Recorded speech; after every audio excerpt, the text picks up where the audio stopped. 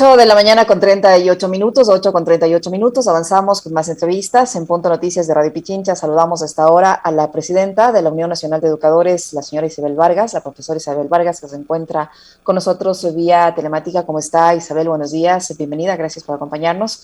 Le saludamos a Alexis Moncayo, quien le habla, Licenia Espinel. Ustedes se mantienen firmes en la movilización prevista para los próximos días en rechazo a la decisión del gobierno de vetar la ley de educación que permitía a ustedes de cierta manera equiparar los salarios. El presidente de la República ha sido tajante en que no se va a dar paso a este incremento salarial y les ha ofrecido a cambio otro tipo de beneficios, como entiendo que una especie de bonos. ¿Qué decir frente a los ofrecimientos del presidente de la República y por qué ustedes no los aceptan por ahora mientras se busca una solución al tema de los salarios? Buenos días, Licenia y Alexis, y también a quienes están tras de la pantalla. En todo esta situación que ha pasado el miércoles anterior, 13 de abril, en donde el presidente de la República vetó por inconstitucional el informe de la Asamblea Nacional, hay que recordarles que esta equiparación salarial es una lucha de los maestros desde el año 2016, que somos discriminados en relación del sector, del resto del sector público. Y junto a esto, nosotros hemos venido planteando la defensa de la educación pública mediante las reformas que fueron presentadas a la Asamblea Nacional y que recogen grandes avances, incluso para este regreso a la presencialidad. Una vez que fue publicado en el registro oficial, 2 puntos que se quedaron pendientes, uno de ellos es este punto de la equiparación salarial, en donde la Corte Constitucional le pide a la Asamblea Nacional y al presidente que de una manera seria puedan subsanar, porque la constitucionalidad del derecho está aceptado. Sin embargo, lo que faltaba eran esos 2 puntos. El presidente de la República tuvo 6 meses para hacerlo, la Asamblea Nacional 30 días, la Asamblea Nacional lo hizo contemplando obviamente, cumpliendo con lo que la Corte pide. Sin embargo, el presidente de la República ha vetado por inconstitucionalidad, lo que significa un golpe al magisterio, y no solamente al magisterio, sino a la educación, porque el 38% del sueldo de los maestros está destinado, se revierte a los mismos niños, a los mismos estudiantes. Nosotros pues hacemos, nos descontaron un sueldo para de nuestro sueldo para la pandemia, $73 millones. Sin embargo, el magisterio aparte cada mes colabora con el 38% de su sueldo para nuestros estudiantes. Un ejemplo le voy a poner. Por ejemplo, en estos momentos en que ya en este mes se refleja casos más continuos sobre violencia entre pares, todos los problemas que vienen de la pandemia, los problemas emocionales, nos ha tocado seguir cursos para poderles darles contención. Nos endeudamos en maestrías, en PhD, entonces se revierte el sueldo de las maestras. Por eso nosotros decimos que es un golpe no solamente al magisterio, sino a la comunidad educativa. Lo actuado por el presidente venía ya diciendo al pueblo desde antes, desde que en el mes de junio, que tuvo que en audiencia pública presentarse ante la Corte Constitucional. Sin embargo, en campaña el presidente dijo que sí iba a revalorizar la profesión docente, iba a pagar los sueldos justos, porque ya sabía que había estas reformas a la LOI. Entonces, en ese aspecto, pues nosotros lo que decimos es que hubo mala voluntad, no hubo voluntad política, digamos, del presidente de la República, porque ahí en esa audiencia dijo que si la Corte le declaraba constitucional, iba a ser una ley más incumplida, una raya más al tigre, lo dijo. Tuvo 6 meses el presidente de la República para subsanar, no lo hizo. Y ahora que podía haber pasado esa propuesta que él dice que va a hacerlo mediante las mesas de diálogo, ¿por qué no incluyó esa propuesta en el informe para que la Corte Constitucional pueda finalmente dictaminar ya la sentencia definitiva? Por eso es que el presidente de la República pues ha demostrado para quién gobierna. Precisamente no es para el sector educativo, no es para los sectores populares. Ahora, el gobierno también ha propuesto la creación de estas o la conformación de estas mesas técnicas en las que se analizarán reformas que permitan llegar a esa nivelación salarial o ese aumento salarial que ustedes aspiran. ¿Ustedes van a participar de esas mesas técnicas? Bueno, participar de esas mesas técnicas es negar todo el trabajo que se ha venido haciendo, es botar al tacho recursos económicos incluso que el pueblo ecuatoriano aporta para pagar asambleístas, tanto asambleístas del periodo anterior, de los asambleístas actuales de la Corte Constitucional, en donde hemos debatido, en donde se ha entregado propuestas y finalmente corresponde a una reparación de derechos. Esta equiparación salarial no es una prebenda, no es que queremos ganar más que el resto de los servidores públicos, simplemente que se nos repare un derecho. Entonces mal podemos nosotros hacer caso de un canto de sirena en donde algo que ya está trabajado, que ya está sustentado, se le eche al tacho de la basura para ir a una mesa de diálogo que le dice todo y no le dice nada. Y ahí se está contradiciendo el presidente de la República cuando para subsanar, para el informe que le pide la Corte Constitucional no tiene dinero. ¿Cómo es que en las mesas de diálogo por arte de magia va a aparecer los recursos? Entonces aquí hay una contradicción que lo que demuestra es que se quiere dilatar para no cumplir con este derecho, este justo derecho que aspiramos los 159,000 maestros que entregamos, pues entregamos todo prácticamente, y que nuestra vocación ha sido demostrada durante la pandemia, en donde hemos estado inclusive en primera línea. Entonces todo el discurso de que lo ora el maestro, que la justicia para el maestro, pero en los hechos no se ve demostrado. Isabel, ¿cómo está? Perdón, antes me había autocensurado. Un gusto saludarle. A ver, esto pasa justo cuando ustedes estaban conmemorando el Día del Maestro, ¿no? El pasado 13 de abril, lo cual así es, hace que esto se convierta en una afrenta en realidad contra todo el magisterio. Pero también no es menos cierto que hubo un segmento muy grande de maestros que apoyaron a Lasso y que, claro, como muchos otros ecuatorianos, ojo, no, yo no estoy cuestionando, pues el voto es secreto y además es absoluto derecho de cada uno votar por quien le dé la gana, pero en campaña Lasso ofreció incrementar el salario a los maestros y la asamblea casi que le estaba facilitando el cumplir una de sus ofertas de campaña. Entonces, ¿ustedes sienten que fueron, no sé, como traicionados, defraudados, engañados? ¿Qué es lo que les genera en este momento la reacción del presidente? Bueno, pues recordemos, Alexis y Liceña, que cómo ingresó el presidente de la República a la segunda vuelta. La Unión Nacional de Educadores abiertamente, claramente respaldó a quien llevaba el postulado, el legado del magisterio, que es la defensa de la educación pública, que fue Yacu Pérez. Sin embargo, en un proceso dudoso en donde el derecho a la duda nos queda de que hubo el fraude, y inclusive que matemáticamente está demostrado a juzgar por el número de asambleístas y el arrastre que tiene la votación hacia un candidato en especial. Entonces, con esa duda, nosotros lo que convocamos es a ese voto nulo, que significaba el rechazo hacia el supuesto fraude, ¿no es cierto? Entonces, ante eso, pues, el presidente de la República con los maestros unionistas, con los maestros dignos, no tuvo ninguna conversación. Sin embargo, para ganarse los votos de la ciudadanía que estaban consternados con este paso a la segunda vuelta de dos candidatos, entonces obviamente que tuvo que ofrecer de una manera demagógica pues esta revalorización docente, y que, como usted bien lo dice, tuvo la oportunidad de hacerlo ahora. Ahora, esa propuesta que dice que va a ser en las mesas de diálogo, tuvo la oportunidad de hacerlo ahora, indicar ese informe hacia la Corte Constitucional para que esta normativa quede establecida en una ley orgánica. Sin embargo, el ofrecimiento de él lo haremos en mesas de diálogo, y lo que está en una ley orgánica pretende rebajarlo a decreto, un decreto que puede ser derogado en cualquier momento. Permítame aclarar una pregunta que me hizo Liceña y que no le contesté. Seguidamente del veto de inconstitucionalidad hacia el informe de la Asamblea Nacional, lanzó un caramelo para apaciguar los ánimos del magisterio cuando hablaba de un bono. De los bonos, ese bono.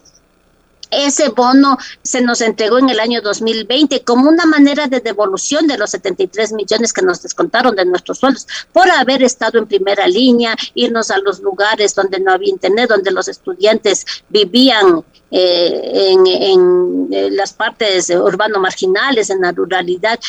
A eso, pues por eso se nos devolvió a manera de un bono de la eficiencia, un bono especial al magisterio. Faltaban 10,000 docentes de ser cancelados y eso tenía que haberle pagado el año anterior. Es decir, una obligación que estaba atrasada lo presenta como un regalo por el Día del Maestro. Eso es una burla, pues eso es faltarle el respeto, no solamente al magisterio, sino a la comunidad educativa. Por otro lado, la recategorización y ascenso a la que se refirió en ese día es aquellos que estaban rezagados igual, es decir, que desde enero tenían que haberles entregado ya el ascenso al que mediante las pruebas, las evaluaciones se presentaron y que tenía la obligación ya de hacerlo desde el mes de enero. Igualmente, una obligación del presidente que está atrasado, igual lo presenta como un regalo. Entonces, por todo lado fue una burla del magisterio. No es que las bases del magisterio están apoyando, respaldando, están de acuerdo con lo que hizo el presidente de la República.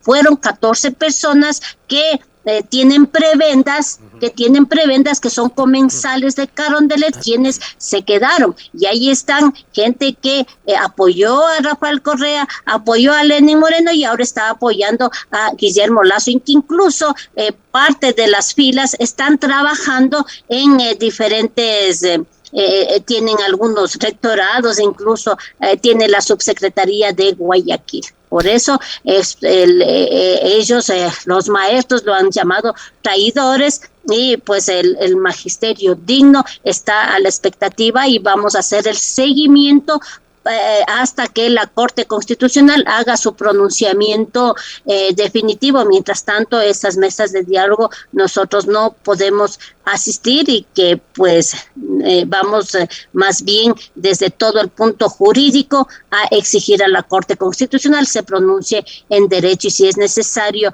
si se determina que el presidente de la República no cumplió con lo que establece la Corte Constitucional, pues se hará incluso la demanda aquel funcionario público que no cumple con una sentencia, dice que es una causal de destitución. Esto lo vamos a hacer junto con las movilizaciones el 28 de abril y también la participación activa en la marcha del 1 de mayo. Ustedes van a participar, eso le quería preguntar justamente, Isabel, ¿cuál va a ser el nivel de participación y digamos el discurso con el que van a llegar ustedes a esta gran marcha que están convocando en contra, ya no solo en conmemoración del Día del Trabajo, sino ya en contra del gobierno, porque se van sumando varios gremios, algunos sectores que han sido perjudicados por las políticas que está llevando adelante el gobierno del presidente Lazo, entre esos los maestros, ¿no?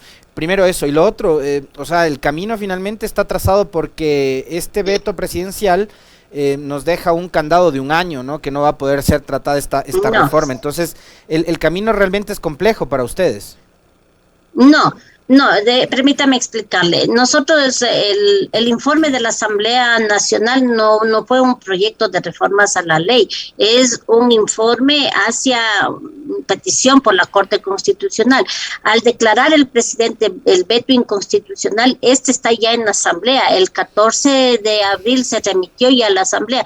A partir de esa fecha, la Asamblea tiene 10 días para fundamentar que el informe hecho por la Asamblea Nacional corresponde al pedido que hizo la Corte Constitucional. Por eso es que el día de hoy hemos solicitado participar en la Comisión de Educación de la Asamblea Nacional para ratificar el apoyo a ese informe de la Asamblea Nacional. Luego de eso, la Asamblea pasa ese informe a la Corte Constitucional y la Corte tiene 30 días para definir, es decir, está en las manos de los 9 jueces el que al magisterio se le siga discriminando o se le equipare su salario.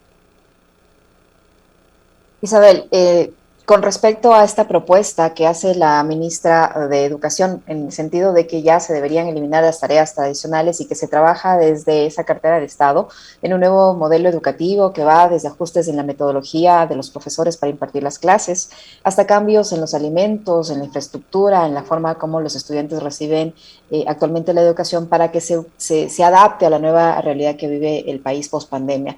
¿Ustedes conocen de este modelo educativo que está proponiendo la ministra de Educación? ¿En qué consisten esos cambios? ¿Están de acuerdo con ellos? Bueno, pues la Unión Nacional de Educadores no ha sido convocada a esas mesas de diálogo, pero déjeme decir que la señora ministra no dice nada nuevo. En las reformas a la Ley Orgánica de Educación ya se habla de construir un nuevo modelo para la educación, un modelo que salga de ser vertical, de que no sea estandarizado, sino que se realice de acuerdo a las condiciones de cada una de las localidades. Sin embargo, toda buena intención que nace desde el escritorio tiende al fracaso porque no está contando con las propuestas de la comunidad educativa. Necesitamos cambios, es real. Hemos presentado incluso desde la Unión Nacional de Educadores, nosotros hemos planteado nuestra propuesta de la educación emancipadora, de la educación en donde no haya ejes transversales de los valores, sino que estén integrados el valor del patriotismo, la solidaridad, la honradez, la justicia, la libertad. Entonces,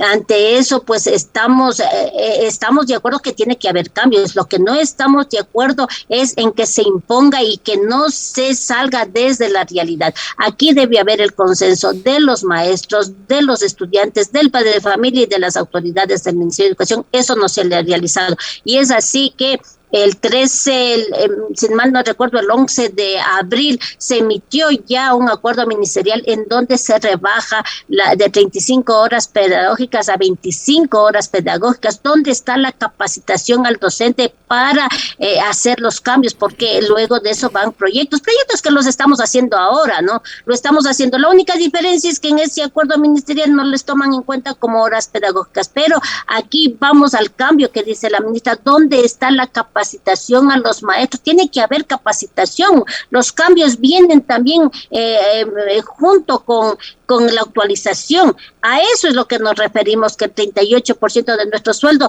va justamente, es que nos toca hacerlo a nosotros, cada quien por su lado, sin que haya una unificación del objetivo que se trata aquí, que es justamente salir de la crisis de la educación en la que estamos. Pero no podemos salir de la crisis cuando se le está recortando el presupuesto a la educación. No podemos salir de la crisis cuando desde el escritorio se está imponiendo los ajustes que se necesitan para salir de esta crisis. No podemos salir de la crisis educativa si las condiciones laborales de los maestros no están siendo atendidas. La plena vigencia del derecho a la educación tiene que ver justamente con mejorar las condiciones laborales, en este caso de los docentes.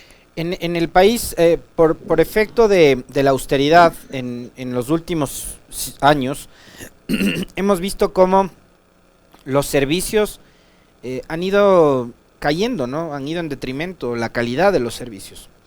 Pasa con, por ejemplo, y he visto mucho esto en redes sociales en los últimos días, Isabel, personas que quieren sacar su cédula. Ahora hay que cuidar la cédula como que si fuera oro, ¿no? Porque no pueden sacar turnos a través de la plataforma web o porque se demoran días enteros en poder hacer el trámite para renovar la cédula. Y lo mismo pasa con muchas otras cosas, incluida la seguridad, ¿no? Ayer el propio ministro reconocía que este rebrote tan importante y preocupante de la inseguridad también es resultado de la austeridad, ¿no? De ser tan cicateros para no dar plata para poner gasolina en los patrulleros, hacer los mantenimientos de los patrulleros, de los UPCs, etcétera. En salud hemos visto recortes. Producto de esos recortes se están interrumpiendo las cirugías para los niños, por ejemplo, en los hospitales.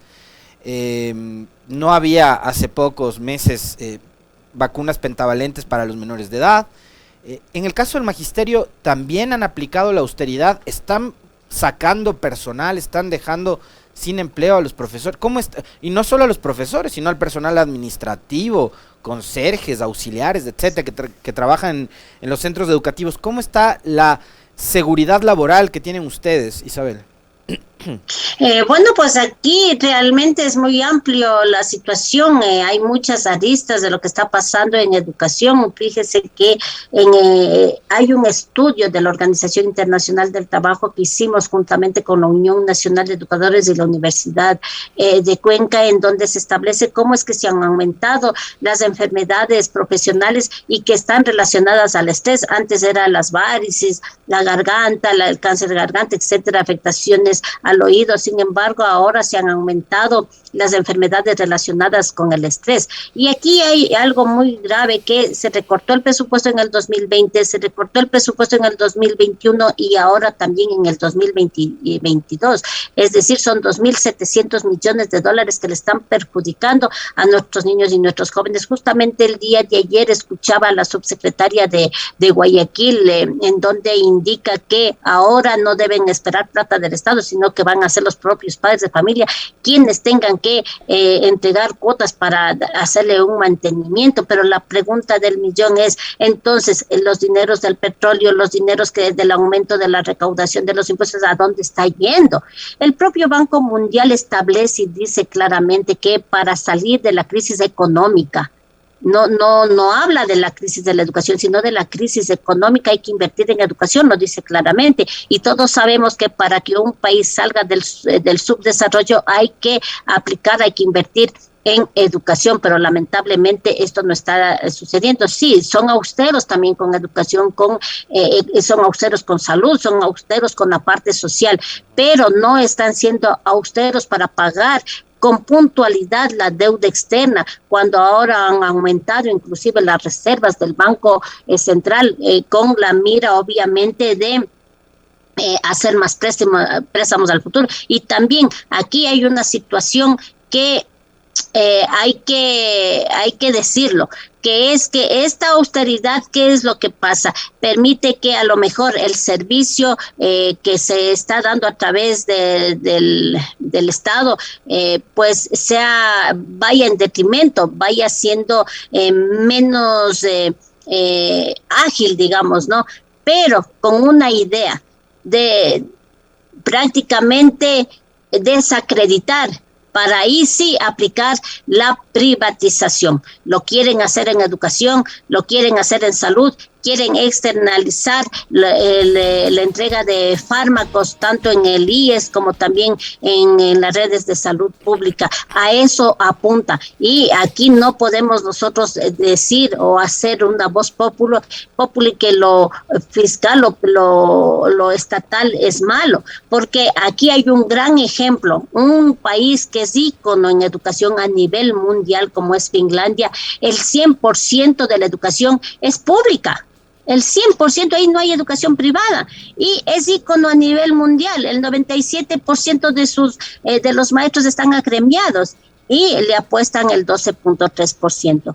Y aquí algo también, si no apostamos en educación, igual vamos a nosotros seguir con esta inseguridad en que la estamos. Cuando hubo el problema de las cárceles, se hizo una encuesta. Lamentablemente, la mayoría de quienes están, las personas privadas de la libertad, no han concluido sus estudios. Hay un porcentaje mínimo que tienen títulos de tercer nivel, pero en la mayoría no tenían trabajo al momento de haber cometido el delito, y tampoco tienen estudios, es decir, el estudio de la primaria secundaria. Entonces es una realidad, y por eso nosotros el día del diálogo, del famoso diálogo, que prácticamente fue una imposición, se le dijo cuando el presidente habló que es un gasto, que no hay plata para ese gasto, se le dijo que no es un gasto, que es una inversión. Invertir en educación es invertir en el desarrollo del país. Muchísimas gracias, Isabel, por su tiempo. El criterio de Isabel Vargas, presidenta de la Unión Nacional de Educadores, que ha estado con nosotros. Muy amable, Isabel. Muchísimas gracias. Gracias a ustedes. Antes de eso, decirles una lamentable noticia, que un maestro el día de ayer falleció tratando de limpiar la carretera Vialita para ir a cumplir con su obligación, ir a la escuela a impartir clases. Lamentablemente murió, y eso es lo que somos los maestros, donde nosotros entregamos la vida por nuestros estudiantes, y así es como el presidente de la República nos está tratando. Muchas gracias a ustedes.